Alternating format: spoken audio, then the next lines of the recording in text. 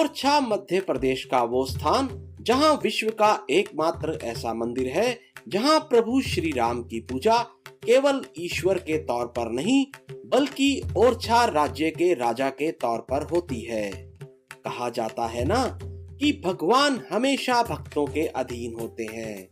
ओरछा की रानी की कहानी इस बात को प्रमाणित करती है। आज आपको प्रभु श्री राम के इस अनूठे मंदिर के दर्शन और इसके इतिहास से आपका परिचय करवाऊंगा। भक्त और भगवान की इस अनूठी गाथा को शुरू करने से पहले मेरे साथ बोलिए जय श्री राम। अयोध्या नगरी जो प्रभु श्री राम की जन्मभूमि है, आपने उसका नाम तो कई बार सुना ही होगा, पर क्या आपने छोटी अयोध्या के बारे में सुना है? ये छोटी अयोध्या मध्य प्रदेश के ओरछा में स्थित है।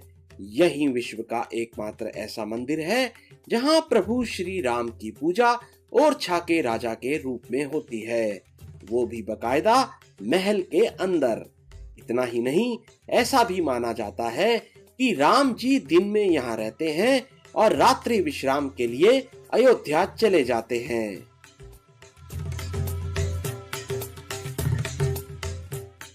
प्रभु श्री राम की ओरछा में राजा के रूप में पूजा करने की कहानी कुछ इस प्रकार से है।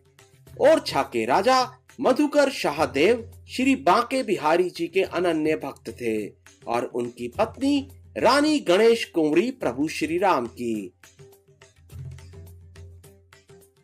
एक दिन किसी बात पर महाराज मधुकर ने महारानी गणेश कुंवरी को चुनौती दे डाली।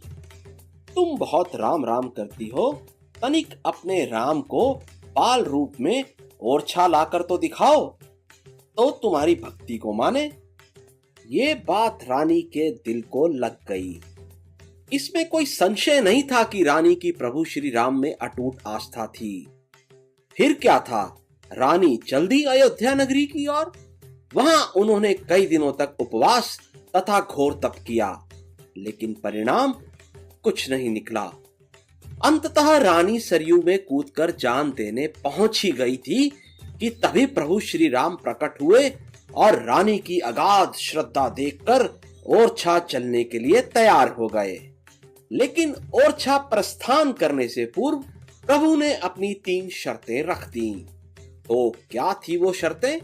पहली शर्त कुछ ऐसी थी कि राम जी केवल पुख नक्षत्र में ही ओरछा की ओर चलेंगे, वो भी पैदल, यानी कि रानी पैदल चलेंगी और वो उनकी गोद में एक बालक के रूप में चलेंगे।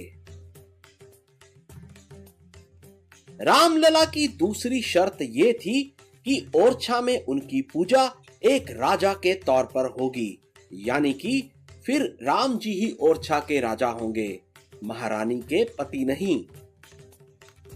और प्रभु श्री राम की तीसरी और अंतिम शर्त यह थी कि जहां उन्हें गोद से उतार कर रख दिया जाएगा वो वहीं विराजमान हो जाएंगे।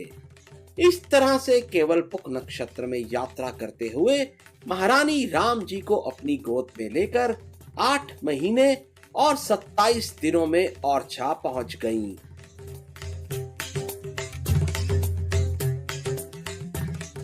अयोध्या जाने से पूर्व रानी ने अपने सेवकों को एक नव मंदिर के निर्माण का आदेश दिया था, ताकि वापस लौटने पर रामलला यहाँ विराजमान हो सकें।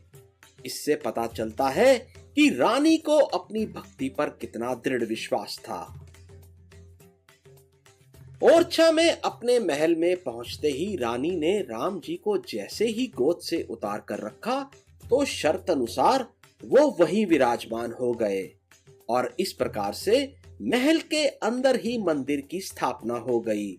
अयोध्या जाने से पूर्व रानी जिस मंदिर के निर्माण का आदेश देकर गई थी वो यही मंदिर है।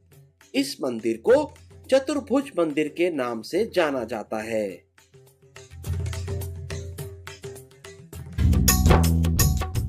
रामचरितमानस में स्वामी तुलसीदास जी ने कहा है, होई ही सोई जो राम रचि राखा, यानी होगा वही जो राम जी ने रच रखा है।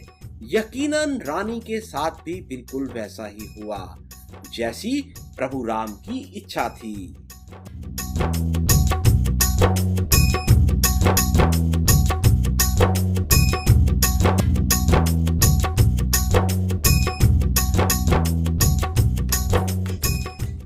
उत्तर प्रदेश के झांसी स्टेशन से मात्र 16 किलोमीटर की दूरी पर बना यह ओरछा शहर राजा रामचंद्र जी के मंदिर के लिए संपूर्ण विश्व में प्रसिद्ध है और यहीं बहती है बेतवा नदी और इसके किनारे पर बनी है यहाँ के राजाओं की स्मृति में बनी छतरियां।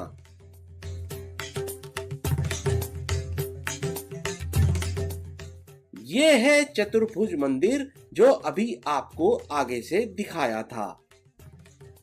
इस महल रूपी मंदिर में आज भी प्रभु श्री राम राजा के तौर पर ही विराजे हैं।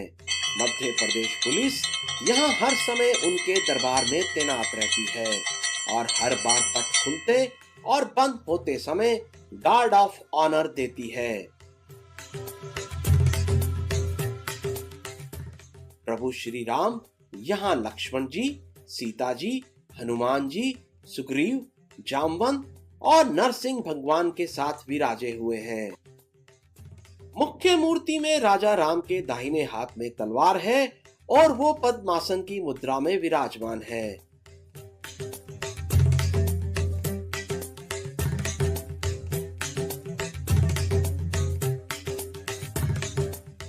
मंदिर दोपहर की आरती के बाद लगभग 1 बजे बंद हो जाता है और फिर शाम को लगभग 6 बजे पुनः खुलता है।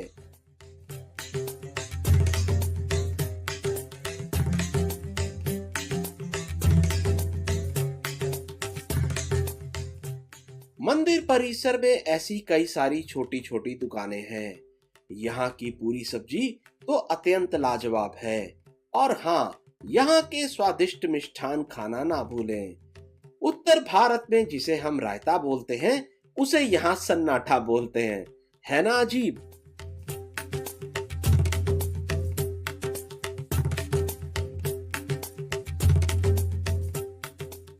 साथ है सुक्कन खत्री जी जो यहाँ मंदिर के प्रांगण में एक बहुत ही मशहूर दुकान चलाते हैं और इनकी जो सब्जी और पूरी है और बहुत ही फेमस है। तो सुक्कन भाई जरा इस डिश के बारे में बताइए। ये पूरी सब्जी है, एक तो क्या बिना प्याज लहसुन का होता है, सन्नाटा रखा हुआ है, इसको आप देखिए। तो यहाँ ये तो रायता है, इसको यहाँ सन्नाटा बोला जाता है। ये रायता होता है दही का, ये मट्ठे का बनता है। अच्छा, आज दही मट्ठे का होता है इसलिए इसको सन्नाटा होता है। सन्नाटे का मतलब होता है कि जब मुंह में सरसराहट आ जाए तो उसको सन्नाटा बोलते हैं। अच्छा अच्छा, ये हमने हमारे नॉर्थ में कहीं नहीं होता, ये लगता है बुंदेलखंड में सिर्फ इसको। बुंदेलखंड की स्पेशल डिश है। तो अभी हम जैसे कि बुंदेलखंड में बैठे हैं, तो ये सब्जी किस चीज की है? ये आलू टमाटर की सब्जी होगी, बिना प्याज लहसुन की होगी। और सबसे बड़ी बात क्या है, प्रसाद के रूप में पहले भगवान को लगने जाती है। अच्छा अच्छा, मतलब राम जी को प्रसाद लगता है हमारे 365 दिन। अच्छा, बिना का 12 महीने। तो मतलब बाद फिर इसको हम सर्व करते हैं। तो एक तरह से हम ये प्रसाद खा रहे हैं ही है। तो इसका आनंद लेते हैं, प्रसाद ग्रहण करते हैं पूरी श्रद्धा के साथ। जी जी। तो आपका बहुत बहुत धन्यवाद खत्री साहब। नमस्कार। होई है वही जो राम रचि राखा, को करी तरफ बढ़ा।